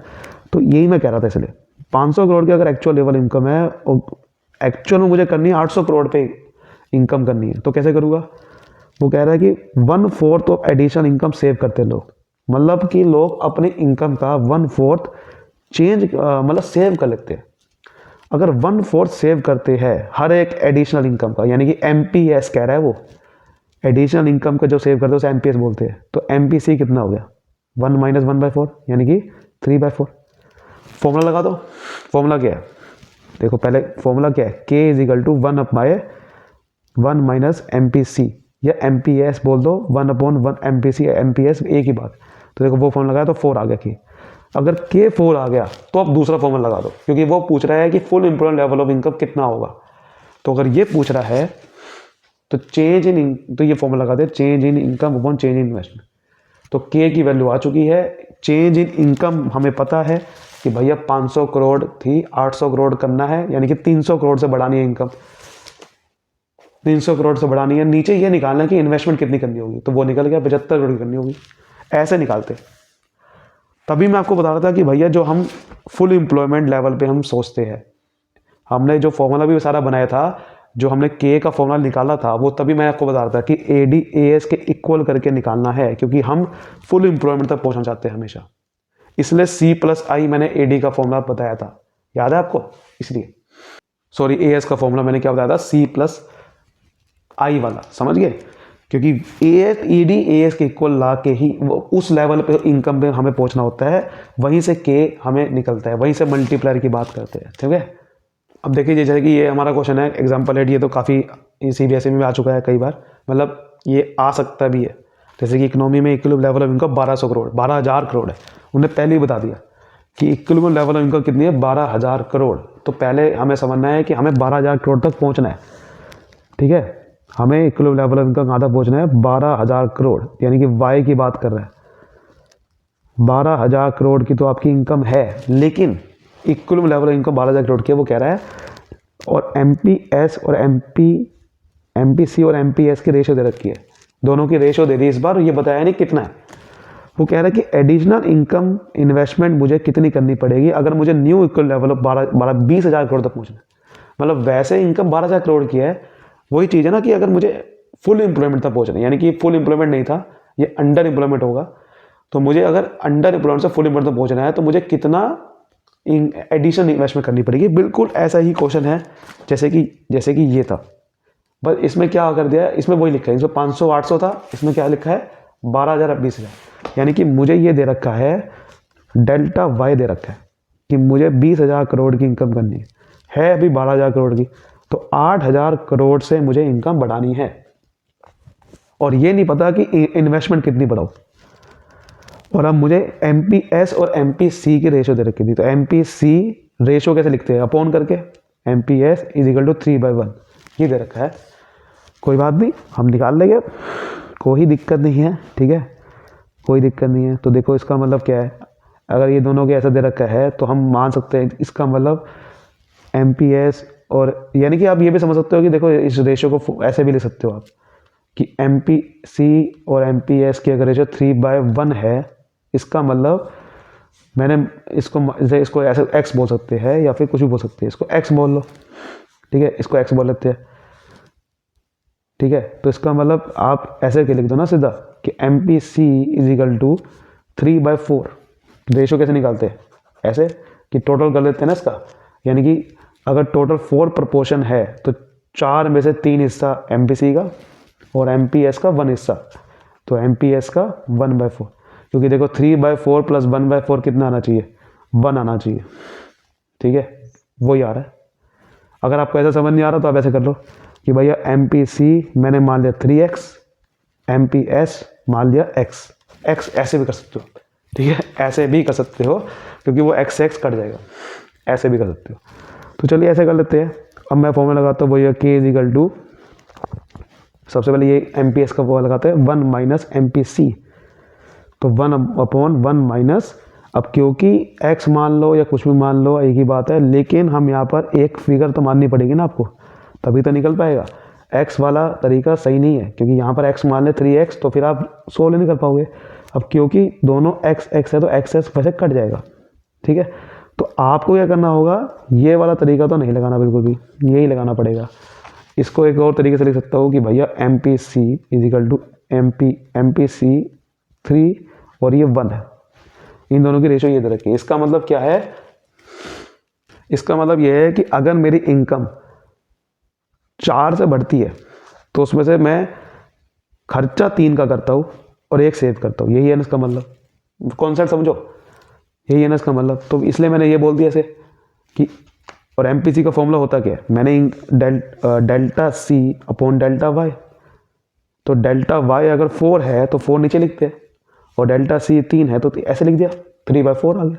और MPS का फॉर्मूला क्या होता है, जितना मैं सेव कर रहा हूँ और जितने मेरी इनकम है उसको नीचे लिख दो। डेल्टा वाई मैंने 4 है, डेल्टा वाई 4 है, यानी कि आप x मान सकते हो 3x/4x, x कट गया, x मानते वैसे तो x/4x, x कट गया, तो फॉर्मूला ये बन गया। तो MPC वाला 3/4 है, यही बस समझना था। कॉन्सेप्ट समझोगे कोई दिक्कत नहीं आती। 3/4 का मतलब हो गया 0.75, तो 1 - 0.75, बस ये निकालना था। 1/0.25 आ गया, तो ये आ गया 1/25/100, इसको सोल्व करेंगे तो 4 आ गया, तो एम के 4 आ गया। समझ आ गई बात? मैथमेटिकली आपको ये पता होना चाहिए, मैथमेटिकल हम निकाला, फिर ये 4 आ गया। अब मैं वही फॉर्मूला लगा सकता हूँ, के इज इक्वल टू डेल्टा। अब क्योंकि मुझे ये निकालना है डेल्टा वाई अपॉन डेल्टा, हमें इन्वेस्टमेंट निकालनी है, के निकालना था, के यहाँ से आ गया, ये पुट करूँगा। डेल्टा वाई मुझे पता है कि 8,000 करोड़ से इनकम बढ़ानी है, ये नहीं पता कि इन्वेस्टमेंट कितनी करनी है, तो निकल जाएगा ये 4 इंटू ये इधर गया डेल्टा आई, और डेल्टा आई 8,000 करोड़ को 4 से डिवाइड करेंगे, यानी कि 2,000 से इन्वेस्टमेंट करनी पड़ेगी, तब मेरी इनकम 8,000 करोड़ बढ़ेगी। ठीक है, अब जैसे ये भी क्वेश्चन देख लो, मान लो कि इकोनॉमी पे कह रहा है कि 75% हम स्पेंड, देखो अलग अलग तरीके से लैंग्वेज बदल देगा, है कुछ भी नहीं, क्योंकि आपने कॉन्सेप्ट समझ लिया। जिस बंदे ने कॉन्सेप्ट समझ लिया उसके लिए क्वेश्चन कुछ भी नहीं है, क्वेश्चन में कुछ नहीं, वही लिखा हुआ है कि 75% स्पेंड कर रहा है, इंक्रीज इन इनकम। अब एमपीसी उसी को तो बोलते हैं, अगर आपको एमपीसी का असली मतलब पता है तो वही आ गया, आपको पता है ये एमपीसी है, एमपीसी 75% है, 75% का मतलब हो गया जो 3/4 या 0.75, वहाँ से के निकाल लो पहले। और आपको कह रहा, इस बार उसने कह दिया कि इन्वेस्टमेंट 1,000 करोड़ से बढ़ानी है, पहले वो कह रहा था कि पहले हमें इनकम दे रहा था कि भैया इनकम इतने से बढ़ गई, बताओ इन्वेस्टमेंट कितने से बढ़ाए, इस बार कहते हैं कि इन्वेस्टमेंट इतने से बढ़ानी है, वही लगेगा formula, K is equal to change in income upon change in investment. इस बार चेंज इन इन्वेस्टमेंट दे दी, डेल्टा वाई निकालना है, निकल जाएगा, डेल्टा वाई निकालना है। अब यानी कि चेंज इन इनकम 4,000 करोड़ से होगी, वो पूछ रहा है टोटल इंक्रीज इन इनकम कितनी हो जाएगी और total increase in consumption expenditure कितना हो, कोई बात नहीं, निकाल लेंगे। कैसे भैया, आपको पता चल गया ना कि टोटल इंक्रीज इन इनकम कितना है, 4,000 करोड़, और आपको ये भी पता है कि भैया इसका 4,000 करोड़ का हम कितना स्पेंड करते हैं, टोटल इंक्रीज कंजम्पशन एक्सपेंडिचर बोल रहा है ना, वो निकल जाएगा। क्योंकि आपको पता है एमपीसी का फॉर्मूला क्या होता है, चेंज इन कंजम्पशन, ये निकालना है, चेंज इन कंजम्पशन निकालना है, तो change in consumption upon change in income. Change in income 4,000 crore से हुई, तो 4,000 करोड़ का आप 75% कर दो ना सीधा, या सीधा भी कर सकते थे आप, आपको ये पीछे आपको वर्किंग और मल्टीप्लाई से समझ में आ गया होगा कि भैया आपको पता है कि अगर 4,000 करोड़ की इनकम बढ़ी तो उसमें से सारा स्पेंड नहीं किया, 75% स्पेंड किया, तो 75 सीधा निकाल सकते थे आप, वही आना था। समझ गए ना? लेकिन लिखना इस तरह से, लिखना तरीके से, बस यही होता है। अब देखो कई बार ऐसे क्वेश्चन कई बार पेपर में कई बार आ चुका है, ये खुद क्वेश्चन CBSE 2020 में आ रखा है, ये देखो कैसे करेंगे। देखो क्या कह रहा है वो, प्लान्ड इन्वेस्टमेंट आपको दे रखी है 100 करोड़ की, ये बेसिकली इन्वेस्टमेंट एक्सपेंडिचर ही है कि अभी तक हमने 100 करोड़ पे खर्चा करना है। मैंने प्लान्ड इन्वेस्टमेंट ही बोलते सर, हर चीज़ पे प्लान्ड ही बोलेंगे। सी दे रखा है, यानी कि कंजम्पशन फंक्शन। आपको याद है कि ये कंजम्पशन फंक्शन क्या होता है, C बार प्लस बी वाई, यानी कि C बार ये है 50, यानी कि 50 करोड़ का ऑटोनोमस कंजम्पशन है, B का मतलब MPC दे दिया है यहाँ से 0.5, और आपको निकालना है कि बताओ इक्विलिब्रियम लेवल ऑफ इनकम कितनी होगी। बहुत आसान है, निकाल लेंगे, कोई दिक्कत नहीं है। ये जो प्लान्ड इन्वेस्टमेंट है, इसका मतलब मैंने 100 करोड़ की इन्वेस्टमेंट करनी है, यही एडिशनल इन्वेस्टमेंट ही यही है। इसको ये ना समझना कि मैंने कितनी करी है ना, प्लान का मतलब भी क्या होता है, अभी करनी है, यानी कि मैं 100 करोड़ का प्लान कर रहा हूँ, यानी कि मेरा डेल्टा वाई तो क्वेश्चन में ही दे रखा है कि मुझे पहले ही बता दिया कि मैं 100 करोड़ पे खर्चा करने वाला हूँ, वही तो एडिशनल इन्वेस्टमेंट है। समझ गए? ठीक है, तो 100 करोड़ पे हमारा क्या है, एक प्लान्ड इन्वेस्टमेंट है। उसके बाद देखिए क्या लिखा हुआ था कि भाई C is equal to 50 plus 0.5, हमें 50 से मतलब नहीं है, हमें MPC से मतलब है, तो MPC कितना आ गया 0.50 या 0.5 सीधा। हमें क्वेश्चन में निकालना क्या है, determine the equilibrium level of income, मतलब कि हमें डेल्टा वाई निकालना है, यानी कि वही वो कह रहा है ना, कितना मेरे इन्वेस्टमेंट बढ़ने करने की वजह से इनकम एक्चुअल में फिर कितनी लानी है मुझे, ठीक है ना, डेल्टा वाई निकालना है। डेल्टा वाई से हम फिर इक्विलिब्रियम लेवल ऑफ इनकम भी निकाल सकते हैं, इन दोनों को फिर मतलब इक्विलिब्रियम लेवल ऑफ इनकम कैसे निकलेगी, वही से निकलेगी, सिंपल। अब आप कहोगे कैसे निकलेगी, ये तो टोटल इंक्रीज इन इनकम होता है, निकल जाएगी कैसे, अभी मैं बताऊँगा कैसे। इस फॉर्मूले से ये जो y है, ये y equal level of income ही होता है, C इज इक्वल टू जो है ना ये y, तो y में पुट कर, y में यहाँ पर पुट करके निकाल सकते हैं, ठीक है। अभी यहाँ पर हम पहले निकालते हैं इक्विलिब्रियम लेवल, जैसे आपको पता है इक्विलिब्रियम लेवल ऑफ इनकम निकालनी है अगर मुझे, इक्विलिब्रियम लेवल ऑफ इनकम, ठीक है, तो आप y निकालना है, और आपको पता है कि एट इक्विलिब्रियम, इक्विलिब्रियम पे क्या होता है, y किसके इक्वल होता है आपको पता है ना, अभी मैंने आपको पीछे भी बताया था, C प्लस आई के, AS C प्लस आई के इक्वल होता है, यानी कि y सी प्लस आई के ही इक्वल होता है। क्यों? क्योंकि भैया ए डी ए एस के इक्वल होता है। ए डी का मतलब सी प्लस आई होता है और ए एस का मतलब वाई होता है, तो वाई किसकी इक्वल आ गया? सी प्लस आई है। समझ गए? तो यही चीज़ है।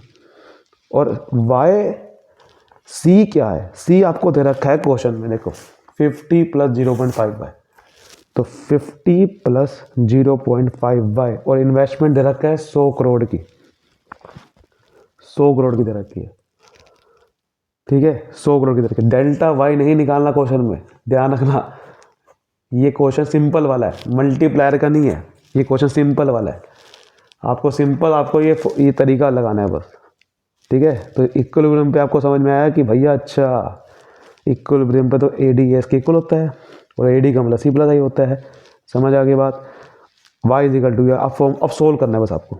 y माइनस इसको इधर ले जाओ 0.5 वाई को, ये हो गया 50 बार 150 करोड़, ये हो गया 0.5 Y, Y is equal to 150 upon 0.5, ये तो 300 करोड़ आ गया। यानी कि 300 करोड़ की इक्वल लेवल ऑफ इनकम है। अभी ये नहीं पूछ रहा क्वेश्चन में कि अब ये 300 करोड़ कैसे लाया जाए, ये नहीं पूछ रहा। वो पूछता तो मल्टीप्लायर की बात आती। और दूसरी बात ये पूछ रहा है calculate the saving and consumption expenditure. अब वो कह रहा है कि इसमें से कितना खर्चा कर रहा हूँ, कितना सेव कर रहा हूँ, तो वो भी निकाल सकते हैं हम। वो हम निकाल सकते हैं एमपीसी की मदद से। ठीक है, या वो भी हम उसमें से निकाल सकते हैं। तो जैसे कि अगर बात करें, अगर मैं कह रहा हूँ कि कितना सेविंग कर रहा हूँ, तो सेविंग कैसे निकालूंगा? तो आपको पता है कि इनकम में से इनकम में से कुछ पैसा मैं कंज्यूम करता हूँ, कुछ सेव करता हूँ। इक्विलिब्रियम तो ये होता है, लेकिन वैसे इनकम का मैं कुछ खर्चा करता हूँ, सेविंग करता हूँ। ठीक है, अब इनकम मेरी 300 करोड़ है, कोई बात नहीं।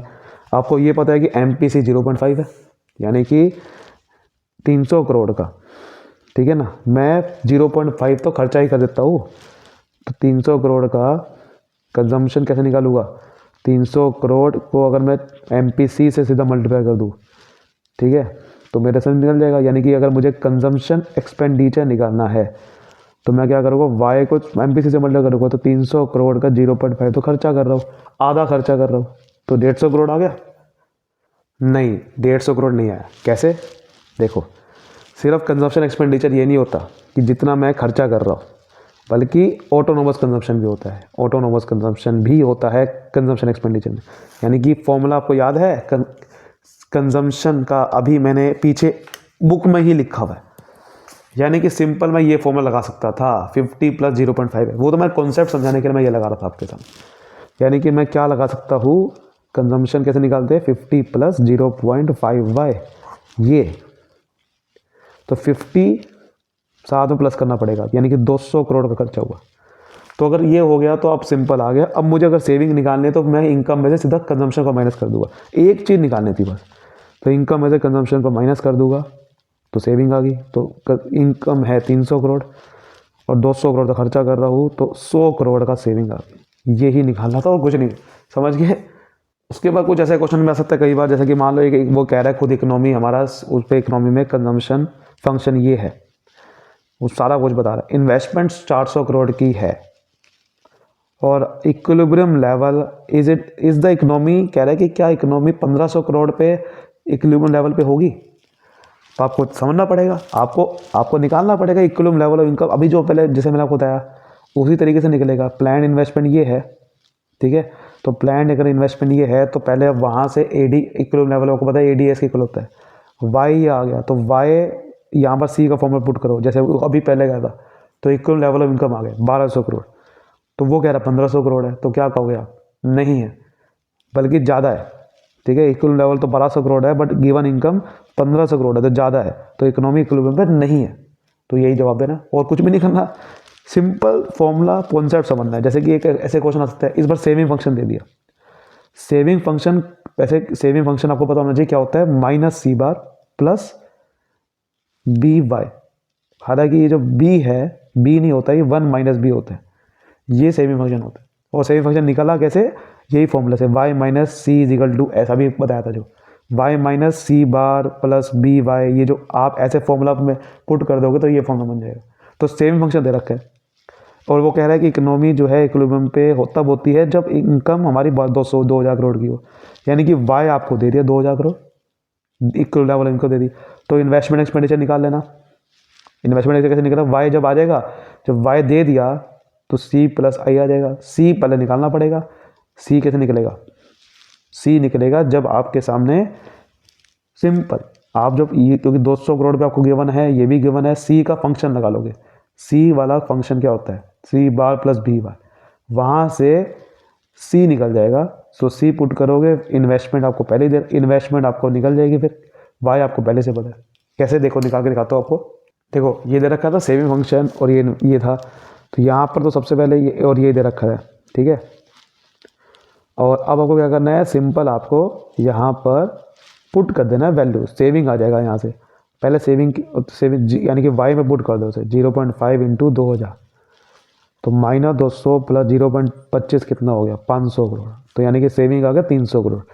तो अगर मैं 2,000 में से 300 करोड़ सेव कर रहा हूँ तो खर्चा कितना कर रहा होगा, सिंपल वो फंक्शन लगाने की जरूरत नहीं है, कॉन्सेप्ट समझना है, वाई माइनस एस। तो 2,000 में से अगर 300 करोड़ खर्चा कर रहा हूँ तो भैया कंजम्पशन तो 2700 करोड़ कर रहा होगा ना। और निकालना है इन्वेस्टमेंट। आपको पता है इक्विलिब्रियम लेवल पे वाई सी प्लस आई के इक्वल होता है, एड इक्विलिब्रियम, है ना। और वाई आपको पता है 2,000 होता है, कंजम्पशन 2700 आ गया, ठीक है। कंजम्पशन कितना आ गया, 2700, सॉरी 2,000 में 300 गए 1700 करोड़। तो 1700 करोड़ इसका कंजम्पशन किया होगा, तो प्लस आई, तो इसका 300 करोड़ आ गया। और आपको एक और चीज़ समझानी चाहिए भैया, इक्विलिब्रियम लेवल पे एक और चीज़ होता है, सेविंग इन्वेस्टमेंट की इक्वल होती है। आपको याद है ADAS के इक्वल होता है, और ADAS के इक्वल का मतलब हो गया सेविंग इन्वेस्टमेंट के इक्वल। तो अगर सेविंग मेरी 300 करोड़ है तो इन्वेस्टमेंट भी तो भैया 300 करोड़ ही आएगा, क्योंकि दोनों इक्वल होते हैं एक पे, ठीक है। तो ये निकालने की जरूरत मिलती है ऐसे। दूसरी चीज़ ये पूछ रहा है ऑटोनोमस कंजम्पशन। भैया ऑटोनोमस कंजम्पशन दे तो रखा है 200 करोड़, सिंपल वही है ऑटोनोमस कंजम्पशन। वो तो सेविंग फंक्शन में नेगेटिव में लिखते हैं ना, क्योंकि सेविंग नेगेटिव होती है उस समय, जितने ऑटोनोमस कंजम्पशन होता है उतने ही माइनस में सेविंग होती है। इन्वेस्टमेंट मल्टीप्लाई कैसे निकलेगा भैया, 0.25 क्या है, देखो वो 0.25 पता क्या है, MPS है। क्योंकि फॉर्मूला क्या होता है, minus C bar minus 1 minus B bar, B होता है MPC, तो 1 माइनस बी का मतलब 1 माइनस MPC यानी कि MPS। तो MPS 0.25 है, तो K का मतलब क्या है, 1 माइनस 1 अपॉन 1 माइनस MPS, और 1 माइनस MPC का मतलब 1 MPS, 1 अपॉन MPS, इसका मतलब होता है MPS। तो 0.25 से डिवाइड करना है, 4 आ गया, 4 आ गया। समझ आ गई बात, ऐसे निकालते हैं। तो उम्मीद करता हूँ अब आप कोई भी क्वेश्चन सॉल्व कर सकते हो, क्योंकि कॉन्सेप्ट आपके पक्के हो चुके हैं। इस वीडियो को जरूर शेयर करिए उन लोगों के साथ जिनको अच्छे समझ नहीं आता है, फैला दीजिए। Thank you so much, all the best. मिलते हैं अगली वीडियो में, थैंक यू।